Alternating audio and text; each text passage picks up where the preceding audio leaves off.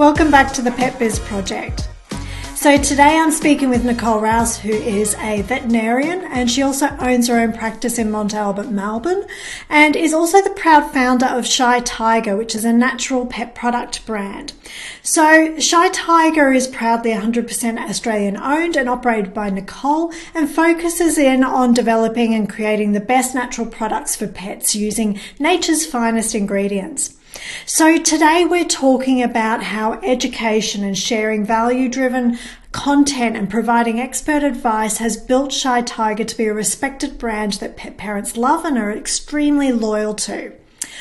Also, Nicole shares with us some of the challenges she's experienced in the way of growing her business and some of her suggestions on how to connect with vets on shared values to gain their interests in your pet products, but also some of the reasons why partnering with a distributor can be a great solution as well.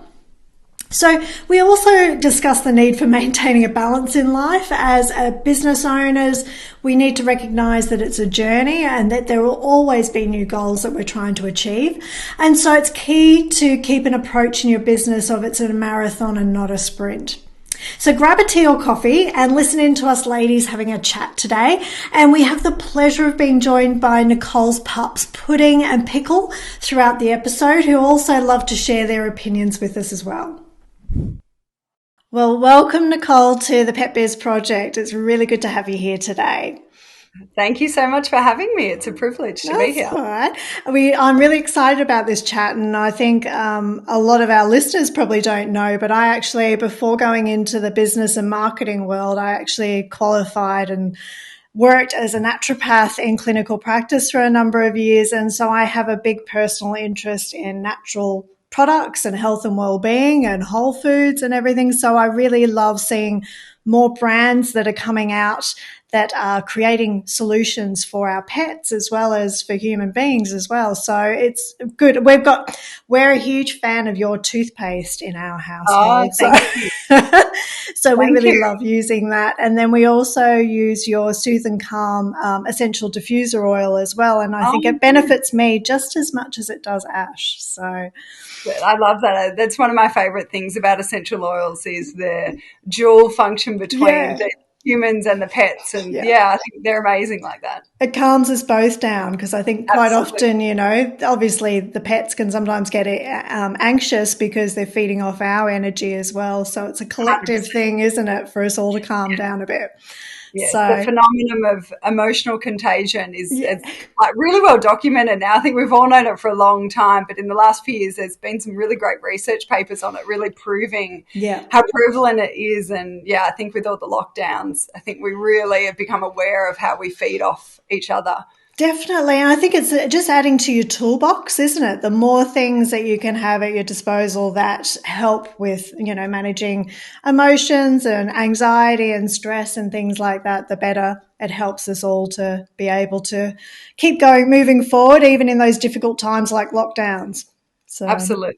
I couldn't agree more. Fantastic. So, as I said, I'm really excited to have you on here today, particularly to hear about Shy Tiger, but also you're a vet and you also work in, have your own veterinary practice in Mount Albert. So you're a very busy lady with multiple projects going on. So I'm really looking forward to delving into that today and understanding a little bit about how those have evolved. So can you start by telling us, I suppose, a little bit of the backstory around what brought you to the point of actually thinking about creating your own product range and starting up Shy Tiger? What was the inspiration behind it all? Yeah, I think like a lot of women or a lot of entrepreneurs, they've always had that sort of entrepreneur spirit as a kid. So I think I've definitely been one of those kids, always had that spirit of wanting to do my own thing. So that's definitely within me. But actually starting Shy Tiger, well, I've been a vet in practice for almost 15 years now.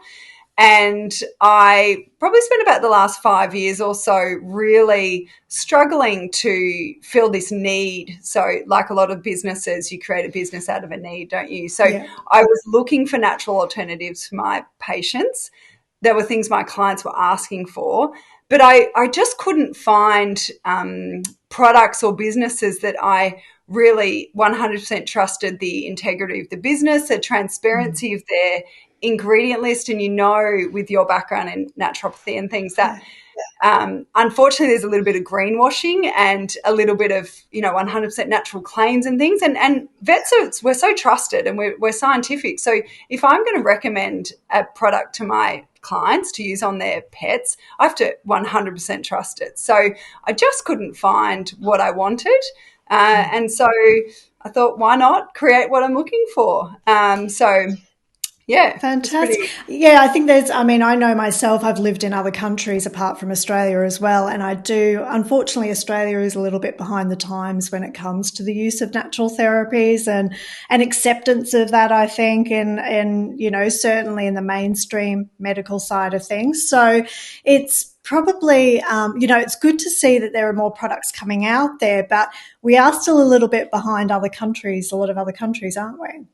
I agree, and I think absolutely what you're saying, the acceptance. I mean, you go to some countries and you go to their hospital. Say you've got someone needs to go to the hospital, and you'll almost like choose whether you go Eastern or Western. Yeah. You'll have in some countries even the general practitioners, so in their conventional space, will still offer integrative options, whereas you find in Australia, to have some integrative or natural options in a general practice setting, you pretty much have to go to a special or different vet or different GP that, is aligned with all of that, rather than having your regular practitioner being open to it. It's quite sad. Hopefully things will change, but yeah, and you quite often have to travel a long way as well to get to somebody. And, if you've got to see repeat appointments and things like that, it can make it very difficult. So I think, that leads me to a lot of people are getting online and educating themselves about what they can be doing. And as you say, like with having an online products that people can purchase online, it means that if you're not in their local area, you can still be assisting with solutions, which is great. So what's the vision that you've got for Shy Tiger then? Where do you see it going in the future and the impact that it's going to have? Yeah, it's really interesting, isn't it? I think for me, I wanted to create a brand, and I still have that vision of being the number one trusted brand for natural health and lifestyle products for pets. It's quite simple, really. Well, it should be simple to try and achieve. No business is simple, though, is it? No, I guess I want, when people are thinking of their pets and when they're wanting a natural alternative or they're wanting to do the best in preventative health, I want them to think of Shy Tiger. I want them to be able to come to our website, send us a DM, and know that they can trust and feel, valued and listened to and empowered, I guess. Really, I'm really passionate about empowering pet owners through their education and then complementing it with good quality natural products. But I guess I didn't create Shy Tiger as just a sales pitch in a way. Like, if I wanted to do that, I wouldn't be there on Instagram or whatever talking to people. I would have just offloaded it to someone else. I'm so passionate about the education side of it, and our followers and our customers love learning, because at the end of the day, they just want to do the best for their pets. And pets are considered as children these days, don't they? So they want to do whatever they can.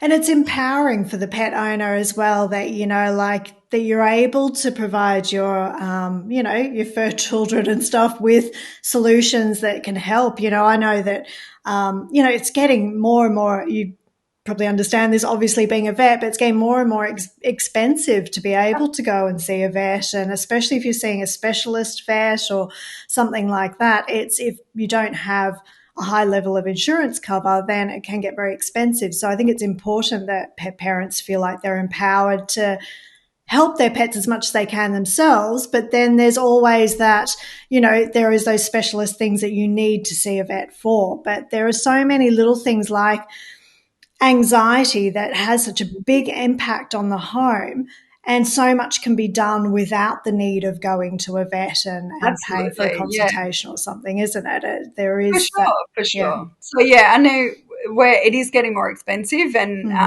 unfortunately we don't have Medicare in the pet world, and they're expensive businesses to run. And a lot of what we do see can, I guess, be managed at home, unfortunately. So if you think of all the common things like vomiting and diarrhea and allergies and anxiety, ear infections, all these things, a lot of them could be managed with better preventative care. Yeah, So that's pickle. Pickle. So yeah, I guess I'm passionate about educating the pet owners and empowering them to understand how they can minimize their trips to the vet. So tell us, with your products with Shy Tiger, what type of, we've talked about anxiety, but what other sort of health problems or conditions do the products help with as well? Yeah, perfect. Do you want me to go and get her? Sorry. If you want to, yeah. 1 sec. I have to edit this part of the recording. Pickle, come here. Pickle, come here. She can come and join us. Come here. The more the merrier. Come here. This is the problem child. Oh, no, you're not the problem child. You just say, Mum, it's time for me. No. All right, you two. Okay, so I guess definitely our most popular product is actually our toothpaste. Yeah. So and I think that, I mean, look, it's probably one of the best examples of how the role of pets have changed in the family. I mean, imagine me 10 years ago telling pet owners to brush their dog's teeth. Yeah. So that would have been crazy. And it was such a passion project for me to create the toothpaste, because I know firsthand every day in practice, I'm just talking to pet owners about dental prevention, and it's quite overwhelming to them. With our household, I get the dogs to chew for 20 minutes a day and I brush their teeth once or twice a week. So not everyone's comfortable with leaving a dog with something to chew. People worry about choking and things like that. Even though the risk is minimal, I don't want to add to people's anxiety. But then the thought of physically brushing teeth overwhelms people as well. And then there's so many chemicals and synthetics in toothpaste. I'm like, you're fixing one problem, then adding another problem. Yeah. I mean, what is artificial chicken flavour? Seriously, So, you don't even want to go there, do you? I know. So, and I actually looked at putting, sort of side note, beef broth into our toothpaste. I thought, well, maybe that will help. But then I would have had to use some artificial preservatives to stop bacterial growth for all of that. And I was like, no. And the dogs are so well tolerated. Anyway, so I wanted to create a toothpaste that you could just wipe on and still be effective. And then for people who would sort of then brush teeth, it would be, even better again. And so definitely our toothpaste is our big seller. And the day spray would be the other one, which you mentioned, the sort of strength range. And look, our shampoo, beautiful natural shampoos. They're also a big, our liquid shampoo especially, because it's got beautiful things like chamomile extract and marshmallow and B5 and all those things that we're used to, I guess, in the human world, and we know how effective they are. They're so good with pets too. So, and then... I think, from my perspective anyway, there's been a lot of fear built up over years about essential oils and using them with animals, and rightly so. There are some that are highly dangerous for animals, but I think just like anything, there are foods that are dangerous. There are, environmental toxins that are dangerous. We just need to educate ourselves around what is good and what's not. It's not something to be, well, let's just fear it all because there's a couple that could be a problem. I think especially essential oils, there's been so much adulteration of them. So just in case someone isn't familiar with that, what I mean is that the like lavender and tea tree that you see at the $2 shop or whatever, it's not real lavender or tea tree. It's getting back to like the toothpaste again, isn't it? You're talking about these synthetic fragrance oils, and then people will go and pour it on their pet, and the pet starts vomiting or having a seizure. Well, it's not, it's not then that all essential oils are bad for pets. It's that you've used toxic an adulterated oil in a toxic amount.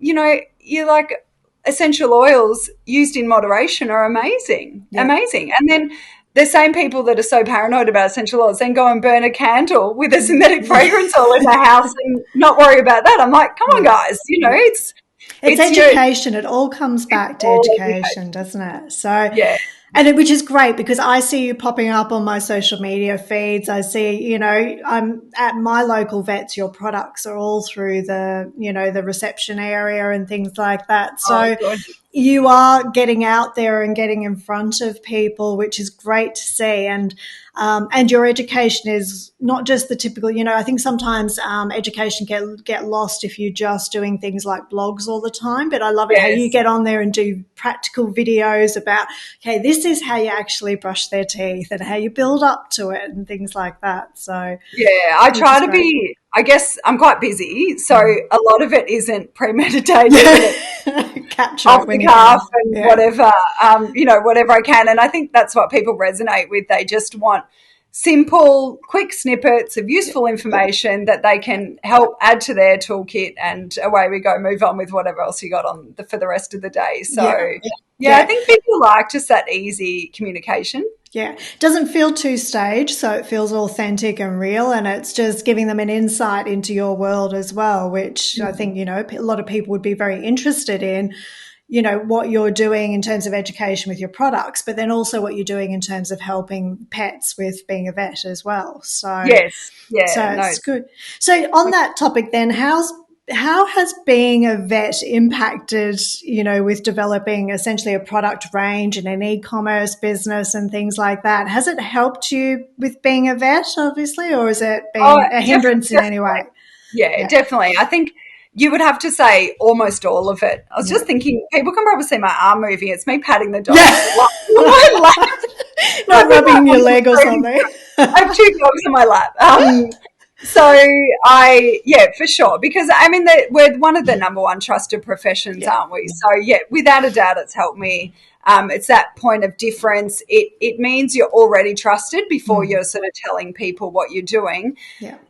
So I guess it's allowed me to talk to fellow vets and my community and reach a new audience. Yeah. I think the only hindrance I would say is that because I am a vet, I have to be extra cautious about what I say and extra conservative. So, with our Soothe, with our stress line, I can't make the claim anxiety because I know full well that's a therapeutic claim and I can't get away with it. So I would get in trouble if I cross over the borderline of what we're sort of meant to be doing. Whereas say another business might be like, oh, I might just roll the dice on it.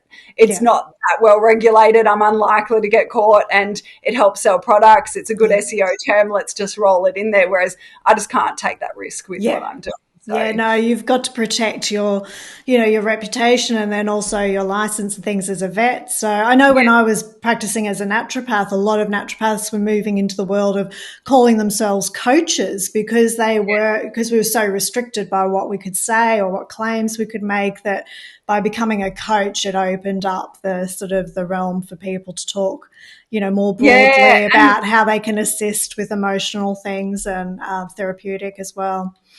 It's sad in a way, though, isn't it, that you can then get away with it in different areas. In different areas, because it's just not as regulated. So I guess you just have to believe. You just stay in your lane, follow your own belief and integrity anyway, and it'll all work out. Yeah, definitely. And so, I mean, I suppose as we were talking about, a lot of what you do is education. How responsive do you find that pet parents are when you're educating them about the natural products? Are they very receptive immediately, or does it take a little bit of,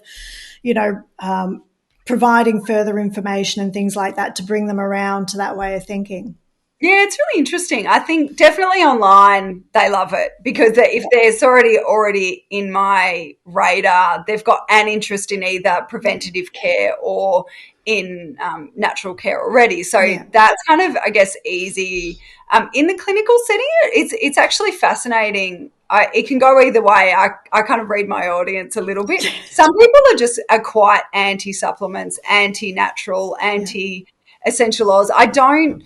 Probably in my clinical setting, I don't talk about essential oils a lot because they are still really controversial. So in private practice, I definitely pick my audience. I see a lot of Shy Tiger clients and stuff. So I do talk about them a lot, but it's certainly not in every consult. There's still a lot of people out there that want to vaccinate their dogs annually, that want to just do all the preventatives, that want to pick up the bag of dry food from the supermarket and not interested, you know. And So they're not your audience, I suppose. They may be in the future, but it's waiting for them when they're open to yes, hearing what you have yeah, to and say. I have to look back at when I was a new grad vet. You could not have convinced me that dogs should eat a raw diet, Yeah. or, you know, anything really. I wasn't on that radar, and so I have to put myself in that position. Think, okay, well, there's no point in trying to jam it down people's No. throat to get there. You're just wasting your own energy. So you just, Yeah. just little snippets here and there.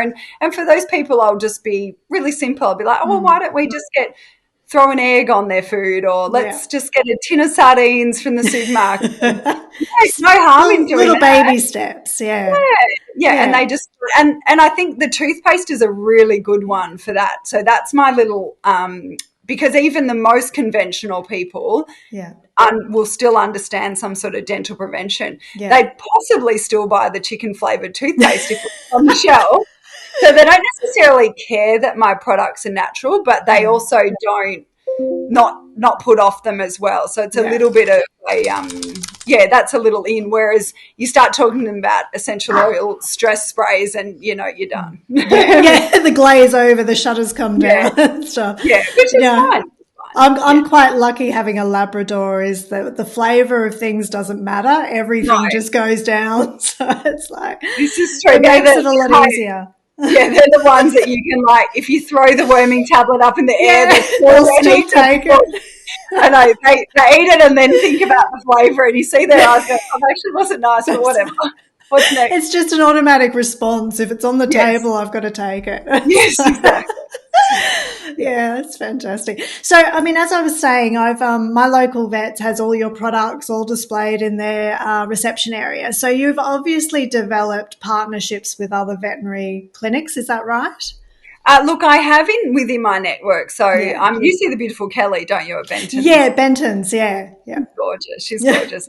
So we have a sort of what we call a natural veterinary practitioner Facebook group. So we're a group of Aussie vets that are all interested in natural therapy. So I have a few of those in my network that do stock my products, which is lovely. So kind. Obviously they're interested in them, but they're also supportive of Australian brands. So we do that. But I haven't, I guess the next level is delving into the vet distributor world. I haven't gone down that path yet. I have spoken to the reps at work when they come in and talk about our normal products. So, but I haven't gone down that path yet because it's a big, I guess you've got to be, it's like trying to get into Petstock or Pet Barn or it's a huge step to take in your business, isn't it? Yeah, and I guess it's even different in the sense that you've got to be all your T's crossed and your I's dotted, because vets are ruthless when it comes to backing it with scientific data. Yeah. So they'll just tear it to shreds and just won't buy it. So you can't pull the wool over their eyes, really, which I wouldn't want to, but I don't. We're not quite ready to go down that path yet. Hopefully in the next 6 to 12 months. But so for others that are sort of looking to get their products, say in front of vets, their pet products in front of vets, would you say like you're doing, find businesses or vets that have shared values with your product? Like for you, it's very much the health and wellbeing aspect, and that. So finding other vets that are definitely on that sort of common way of thinking in regards to that is going to be your best way to start to collaborate with that industry. I think it's not an easy industry to break into, the vet industry, and I guess you have to, depending on what product you're making, you have to picture it on the shelf that the clients actually want to buy it anyway, because there's no point managing to get your way in and then not selling it either. Because we're not primarily a product-based business either. So we don't actually sell a lot of products. We're more service-based. So it's it has to be a product that the vets need to give, I guess, as well. But if you've got something like a health and wellbeing, then you approach the integrative vets, or you might approach a distributor that sells integrated products. So, for example, the Ziwi and Bell and Bone distributor is it A1? Yeah, I think. Yes, whereas they are. your super conventional space is like Lipards and ProVet and SemVet. They're your big ones. So if you think you've got a pretty conventional product, then you would, I guess, on LinkedIn go and approach approach them and but you definitely wouldn't go via just single vets because they're not going to sign up unless they're integrative vets like me. They're not going to sign up with a single company account. They just can't be bothered. It's just another account to hold. Whereas if you go another through a level of admin to deal with and exactly. stuff. I have so many accounts. It's ridiculous. Like even, Plain Unceuticals, a beautiful supplement company. I use their products and it'd be a lot easier if they were with a distributor. But you've got to find what you need. But the conventional vets wouldn't. Yeah.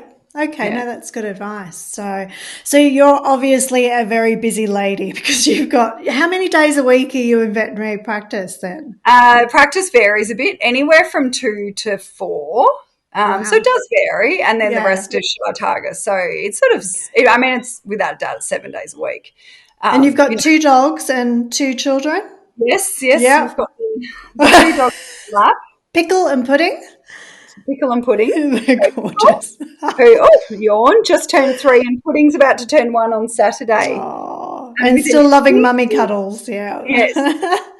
So Pickle and Pudding, and then 2 human children, 2 girls, 6 and 8, and a lovely husband. Yes. And I have an amazing village of people. So I definitely wouldn't be able to do it, any chance on my own. And I'm not, I guess, starting businesses has really taught me to accept help and not try and be a hero and do it all. I don't, no one's going to give you an award for doing it all yourself, are they? So and getting burnt out and, being irritable and things like that. You've got to manage your energy. Yeah. Exactly. So, I certainly don't have the answers to all of it, but I have an amazing village. My mum lives a block away. She does a lot of the pick-ups and drop-offs at school. My in-laws are about 6 blocks away. We're very fortunate to be able to afford a cleaner as well. So I think you just get help where you can and try not to put that pressure or expectation on yourself to do everything. And also, I'm not afraid of hard work as well. Yeah. Well, when you love what you're doing, that's the biggest, aspect, isn't it? If you love what you're doing, it doesn't feel like work all the time. It doesn't. And I was very, I have a very disciplined sort of nature in that I always wanted to be a vet, and, I'm one of those people as soon as I was 6, I think I decided I wanted to be a vet, and I didn't get the grades from high school, so I just worked really hard through my science degree. Because it's really tough to get into, isn't it? When I was doing it was like 99.4 or something. It was one of those like pre-vet spots, so it was almost impossible, really. But and my dad very sadly died at the very start of year 12, so right at the start of that final year of school.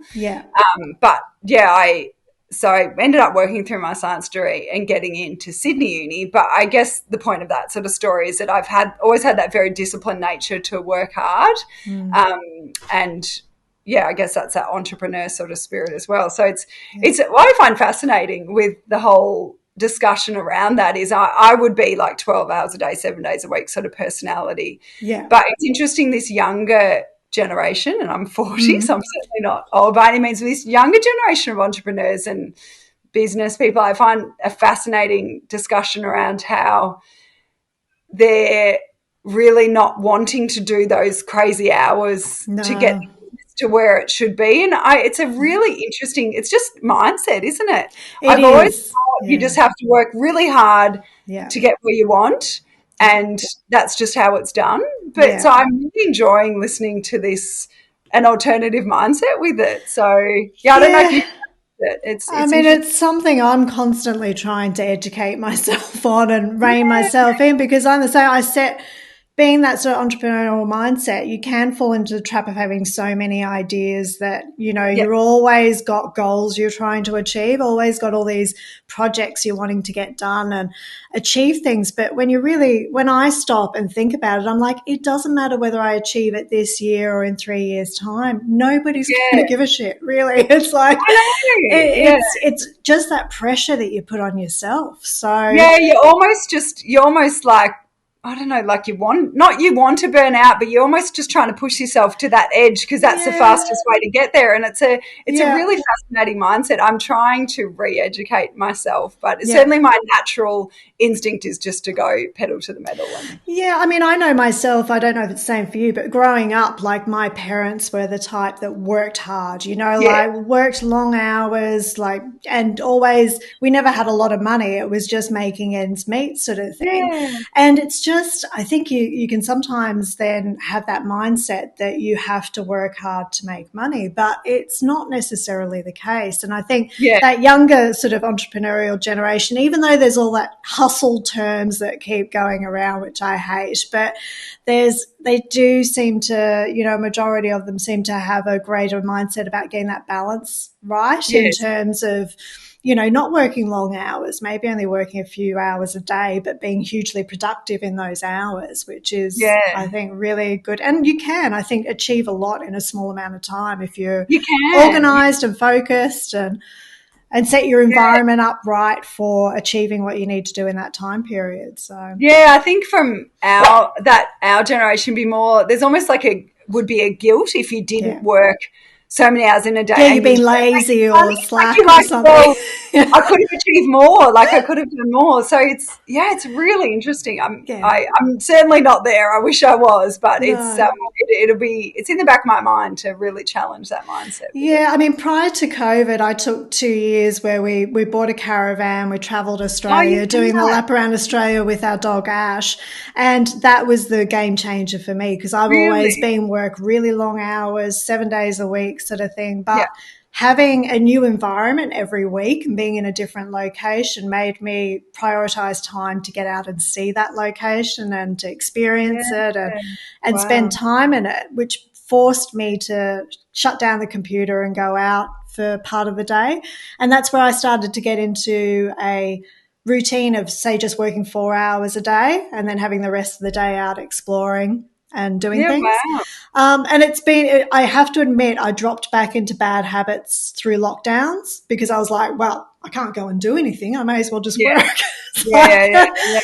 And I put all my energy into the business, but then I straight away after the lockdown started to feel burnt out. So it was a good Yeah. feedback mechanism that no, that's not the way to go back to. So Yeah, yeah. but Well, it's a it'll be a constant goal for my challenge. future. Yeah, it is.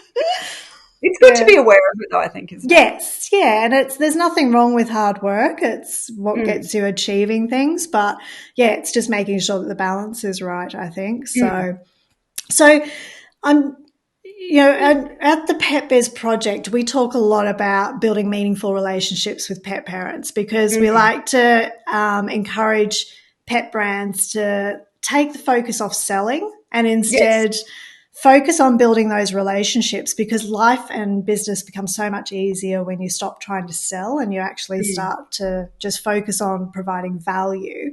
So can you tell me in your words, what does it mean to you to sort of build meaningful relationships with pet parents? Yeah, well, I think it's an interesting one because I think I'm lucky in the sense that I probably align a lot more naturally with the building pet parent relationships than actually Yeah. selling. I'm not as good Yeah. at that part of it. So for me, it's all about that the magic T word trust, isn't it? So I'm lucky I've naturally get a little bit of that trust, but I never take for granted what a privilege it is to be trusted by Yeah. pet parents to hand over their money essentially for something that we've created that they're Yeah. going to use on their pets. So I think nurturing that relationship through education to empower them, and just appreciating the trust that Yeah. they put in us, I think is just it's amazing. Like as I said earlier, the dogs are their children. Yes. As a vet, they are choosing to come and see me to look after their pet over someone else. That's a huge privilege that they're putting their pets' lives in my hands, especially Yeah. when their pets are sick and they're Yeah. worried that something really serious is wrong. They're trusting the words that come out of my mouth and my clinical judgment and what I say to do, and then they go and do it. They're Yeah. trusting that I'm doing the right thing and the best thing for them. That's a huge privilege. It Um, is, yeah. And And that, it's I suppose that trust doesn't stop once they've purchased the product. no, It's then an ongoing relationship, a lifelong relationship after that to keep that trust and to absolutely, keep it absolutely. You going. absolutely have to nurture that Yeah. relationship for sure. And I think you have to enjoy that too. I think you Yeah. have to really enjoy that connection. I think a lot of people in the animal world, the pet world, and the vet world go into it because they love animals more than Yeah. humans sometimes. But you then, when you get into it, you actually realize that it's more about the humans in some way. It's the human animal bond Yes. that you have to have a passion for. So, Yeah. Yeah. I think sometimes my job as a vet is more just a counselling service or something. But I love general practice. I love talking to the pet owners, and I Yeah. love watching how much they love their pets. And I love, like, even when you call their name out of the waiting room and you see the dog just look at the owner going, "Oh God, it's my turn," and just Yeah. that Are dynamic. we okay, Mum? Is I everything all right? know, I know. We're just so privileged to have Yeah. that relationship. We're so privileged to live in Australia where we can afford to look after our pets, where we have the services, the Yeah. products, where we can nurture them. And I think for me, it's respecting and appreciating that relationship and the trust Yeah. that really helps me to nurture it. So, yeah, I feel very Definitely. fortunate to be in a position where I can be a vet and have a business to provide products. It's, Yeah. I've worked hard for it, but I'm also very fortunate to be able to do it. That's fantastic. I mean, we did a research survey because we do our own research on a regular basis, going out and surveying pet parents, just to understand from them how they want to engage with pet brands and what they want to receive from them and how they like to receive information and education. And I think we surveyed 700 recently, and I was close to 50% said that their pets are the most important thing in their lives, Yeah, like over and above family members, friends, work, anything that their pet is. And that's increased a lot over the last couple of years with lockdowns, where people yeah, have been isolated from friends and their social circles and stayed at home with their pets. So I think more and more pet brands are the more that they can understand that relationship and talk to that relationship and connect on that level with their audience, I think the more value they can provide to them as well. absolutely. So that's Absolutely. I great. agree. So you are, as we said before, a very busy lady, but what have you got on coming up? What's next for you? So much, so much. So our big last, I guess, the big project to run into Q4 is we'll be launching a natural first aid kit for mid Fantastic. October. Yeah. So for me, that's a real alignment of my values because I really bring in the education component, which I'm Yeah. always so passionate about, but then also having your natural first aid products. So that's probably a bigger task than I realized it was going to be, to be honest. Really? Do a first aid kit. That'll be great.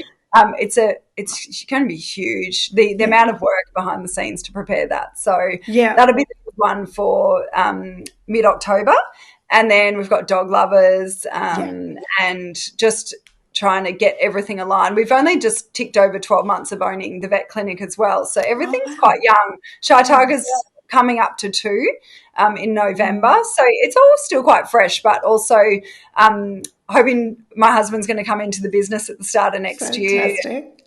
It's start next year as well to help scale, and we'll put more of an emphasis on distribution and export and things like that. So it's just Yeah. getting the businesses kind of a bit more organized, because you can, I think, trying to do it all become a little bit of controlled chaos, I guess. Yeah. It sort of feels like you're like, I'll do this and that and this and that, and every Yeah. day's a moving target. So to try and not become that scattered leader is challenging. It's Yes. it's really challenging to wear all the hats, isn't it? Yeah, it is. And I find sometimes I've just got to block out a week of my calendar, no appointments, no meetings, and just spend a week getting organized, getting on top of things and getting some structure back in place and things like that. Because it can just, especially when new projects come on and that you can become very scattered trying to multitask. So absolutely. And then you sort of, you half finish one thing and you've got half finished tasks all over the place. So and don't achieve anything then. I think it's great that your husband's coming into the business as well. I think I was telling you before, my husband works with us as well, and it's been the best thing for us. We actually find it great, to be able to collaborate and brainstorm together and things like that. It really is, it strengthens the relationship, I think, because you have a deeper understanding of each other rather than just being separate during the day for work and coming together for, I'm sure it'll have its challenges, but we're really excited. We can't wait. It's always been a dream of ours to work together. So and I love the idea of the first aid kit. That's something that I was looking high and low for when we were traveling Australia, was to get a good kit. I ended up just making one up myself from various products, but I think that's fantastic, especially for so many people traveling around these days with their pets. It's great. There are, aren't there? Yeah, no, definitely. We're really excited. I feel like everything I create is out of a need. So so I feel like it's sort of cheating a bit being a vet, because I get firsthand information about all the things that they need. Almost we need to do some of the surveys, because I'm like, well, I know we need natural version of this and this. So it's, I just work through that list. So it's fantastic. No, we were, I suppose our greatest challenge when we were traveling with our dog Ash was when we were in outback areas of Western Australia and Central Australia, and that with 1080 bait around. Oh, really? We had to, because she's a Labrador, we had to actually get a little rubber muzzle for her to stop her, because if she sniffed anything on the ground, whether it's poison or not, she would just eat it before you know. So that was one of our greatest challenges traveling with a dog, was just keeping her protected from 1080 bait. But there are so many other things that can happen as well. Yeah. No, it's an interesting. I would have thought of that. So that's good. Oh, fantastic. So if anybody wants to get in touch with you, Nicole, what's the best way for them to reach out? So I'm always on socials. Probably shouldn't be on socials as much as I am, but I am. So we're on to these days, I think, don't you? We're on Instagram, Facebook, and TikTok at Shy Tiger Health. So that's nice and easy. Email hello@shytiger.com.au and our website shytiger.com.au. It's nice and easy. Fantastic. Well, we'll put all those links anyway in the show notes, so it's really quick and easy for people to reach out and to go and follow you and to buy some of your products as well. So, and give them a go. So thank you. Thank you so much for joining us today on the Pet Biz Project. I've really loved chatting. It's been lots of fun. All the best with Shy Tiger and with Mont Albert Veterinary Clinic, and Pickle and Pudding. Big kisses and cuddles to you guys too. See you later.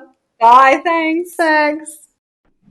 So there you have it, guys. Some great tips from Nicole Rous, veterinarian and founder of Shy Tiger Products, and discussing the power of natural products to help support our pets' health and well-being, plus some great insights in how she manages to stay so organised while juggling so many balls and seemingly doing it effortlessly. So, and a big thank you to Pudding and Pickle as well for their appearance on the show.